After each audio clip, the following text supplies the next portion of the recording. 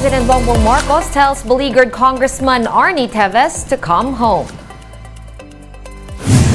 Some residents of Oriental Mindoro have resorted to doing odd jobs as the oil spill problem lingers.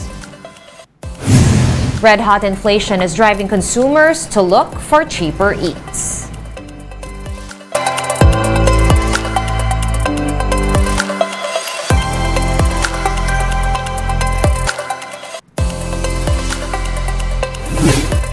Fast, focused, and fearless. Here's a roundup of stories we're watching now. I'm Sean Yao. President Bongbong Marcos allays fears of Negros Oriental Congressman Arnie Teves about his life being in danger. The chief executive has one message to Teves: just come home and face your cases. Mobile journalist Julie Baiza with the story. The only advice I can give to Kong Arnie is that habang tumatagal ito, mas nagiging mahirap ang sitwasyon mo. So, mas maaga kang makauwi, mas marami pang option ang mangyayari. Pero pagka masyado ng late, wala na, mapipilitan ng gobyerno. We will have to move without any discussions with him. This is President Bongbong Marcos' advice to Negros Oriental Representative Arnulfo Teves, who is being linked but hasn't been formally charged in the slay of Governor Roel Degamo. In a chance interview, Marcos said that based on government intelligence, there is no threat against Teves. He ensured the safety of the lawmaker once he decides to return to the Philippines. Mayaman ka naman, may private jet ka naman eh. Maglanding ka kung saan mo gusto, papaligir sa isang army, sa Air Force Base. O, maglanding sa Basa. Papaligiran natin ng sundalo, wala makalapit na 1 kilometro. The president also denied Teves' claim that he is only being implicated in the killing of Degamo due to isabong. Ang punot dulo nito ay isabong? Sabi po niya. Hindi, ang punot dulo nito ay pagkapas lang ng Governor Degamo. Meanwhile, Marcos assured the military that his administration remains committed to modernizing the armed forces to make it a highly capable organization.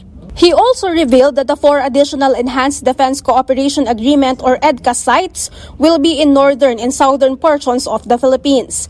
His administration has already reached out to local government units that have expressed apprehension about establishing EDCA sites in their localities. Mobile journalist Julie Baiza, We Are One News. And President Bongbong Marcos sees no need to create a task force for the Mindoro oil spill. Marcos Jr. noted that the Philippine Coast Guard is leading the response as it has the appropriate resources and manpower. The president added that the PCG is getting help as needed from other government agencies like the Environment and Social Welfare Departments and the local government of Oriental Mindoro. Oriental Mindoro's fishermen are bearing the brunt of the oil spill from the sunken MT Princess Empress. Mon Gualvez with the story. Instead of a boat, a pedicab. That's what 57-year-old fisherman Tate Ronald is operating at the moment in Pola, Oriental Mindoro.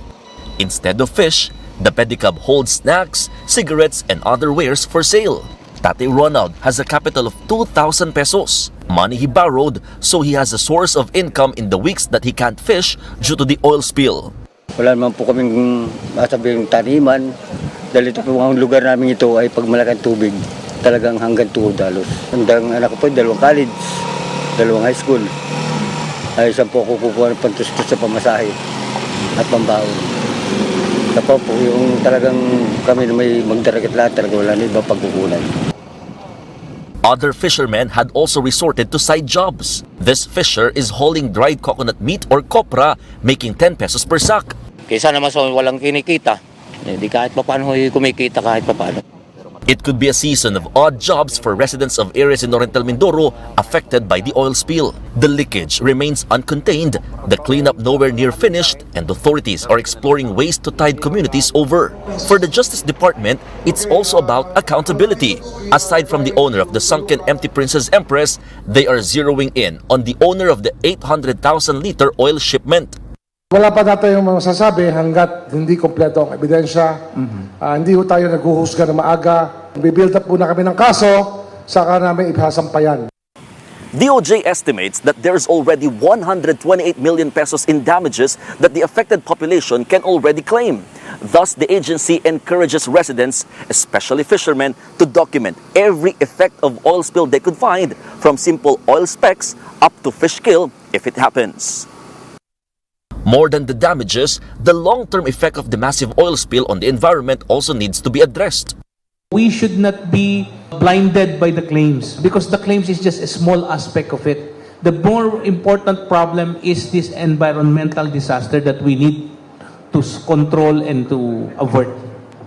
But this is not a primary concern for some of the fishermen of Oriental Mindoro. They just want this nightmare over so they can get their livelihood back.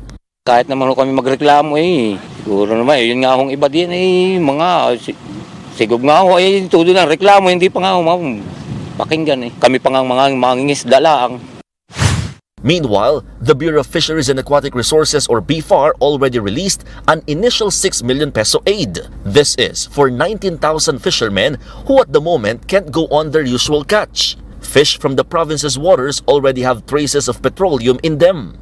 Nakitaan po ito ng low-level contaminants. Or itong tinatawag natin polycyclic aromatic hydrocarbons or PEH, yung mga samples. Itong parang substance na delikado po ito sa tao at iba pang living organisms. Ngunit ito po ay nag-accumulate naman through time doon sa laman ng isda. What's happening in Oriental Mindoro is part of a bigger picture of a country caught relatively unprepared by a maritime incident of this magnitude. For Protect Verde Island Passage, co-convener Jerry Aran says it's a question of where the buck stops.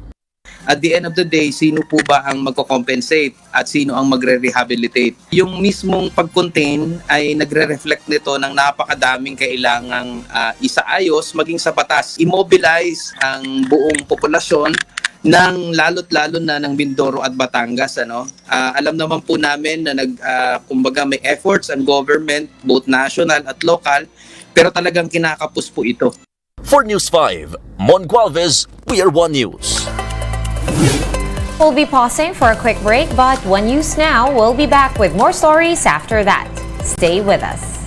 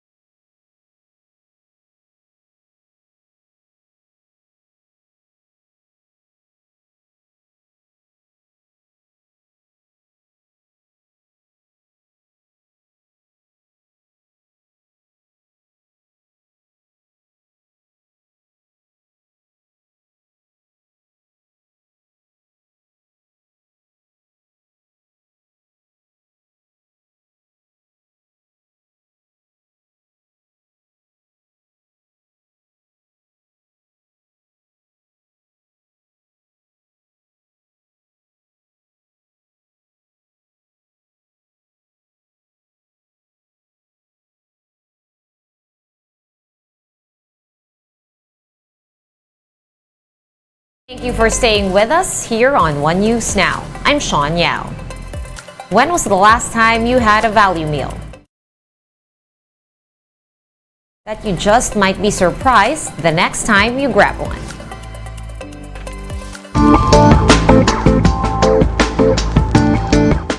With prices of goods are rising, is our favorite budget meal still within our budget? The inflation rate in the Philippines slightly decreased last month according to the Philippine Statistics Authority, from 8.7% in January to 8.6% in February. Despite this, consumers still feel the high prices of goods, among which is the so-called budget meals from popular fast food restaurants. If before the chicken rice meal with a drink cost less than 100 pesos, now it's already 104 pesos. The rice meal with drink from other fast food restaurants also ranges from 104 to 115 pesos. That's why college student Ellen chooses to have meals from food stalls instead. Sa 100 pesos mo, full pack na yun sa karinderya, isang order ng meal and then may rice ka pa. But for Christian, who only has exactly 100 pesos for allowance, that's a problem because he also has to factor in his transportation fare. Christian's solution for his meal, 35 pesos siomai rice. Tumataas din po yung iba pong bilihin, mga necessities po, gaya po ng pamasahe, tas iba po pong kailangan sa eskwelahan. There are also below 100 pesos meals in local eateries, but nowadays, don't expect them to be worth the money you spend. In this time when the so-called budget meals are already unaffordable for most people, our only choice is really to tighten our belts. But many people still hope that this continuous increase in prices will not persist. Mobile journalist Francis Orsho, we are One News.